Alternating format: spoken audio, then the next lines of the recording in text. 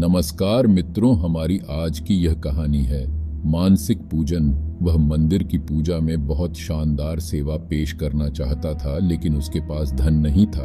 एक दिन की बात है, वह एक भागवत पाठ में बैठा हुआ था और उसने सुना कि नारायण मन के भीतर भी पूजे जा सकते हैं। उसने इस अवसर का लाभ उठाया क्योंकि वह एक लंबे समय से सोच रहा था कि कैसे बहुत शान से नारायण की पूजा करूं, लेकिन उसके पास धन पैसे नहीं थे। जब वह यह समझ गया कि मन के भीतर नारायण की पूजा कर सकते हैं, तो गोदावरी नदी में स्नान करने के बाद वह एक पेड़ के नीचे बैठा हुआ था। अपने मन के भीतर वह बहुत खूबसूरत सिंहासन का निर्माण कर रहा था।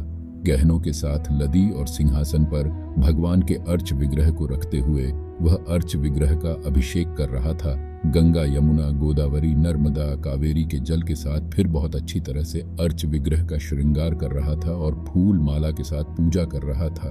वह बहुत अच्छी तरह से भोजन पका रहा था और वह परमान्ना मीठे चावल पका रहा था। तो वह परखना चाहता था कि परमान्ना कहीं बहुत गर्म तो नहीं हुआ, क्योंकि परमान्ना ठंडा लिया जाता है, परमान्ना बहुत गर्म नहीं लिया जाता है। तो उसने परमान्ना में अपनी उंगली डाली और उसकी उंगली जल गई। तब उसका ध्यान टूटा, क्योंकि वहां कुछ भी नहीं था, केवल अपने मन के भीतर वह सब कुछ कर रहा था। लेकिन उसने अपनी उंगली जली हुई देखी तो वह चकित रह गया।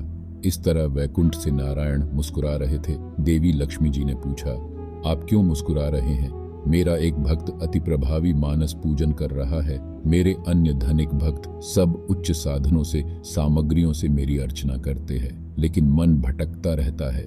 इस समर्पित भक्त का वास वैकुंठ में होना चाहिए और मेरे दूतों को तुरंत भेजो उसे वैकुंठ लाने के लिए। भक्ति योग इतना अच्छा है कि भले ही आपके पास भगवान की भव्य पूजा के लिए साधन न हो, आप मन के भीतर यह कर सकते हो। यह भी संभव है।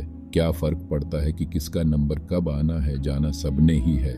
हम सबको यह एहसास ही नहीं रहता कि हम सफर में ही नहीं बल्कि एक लाइन में भी हैं। नित्य अच्छे कार्य करें। कौन सा दिन आखिरी है कोई नहीं जानता। हरिओम।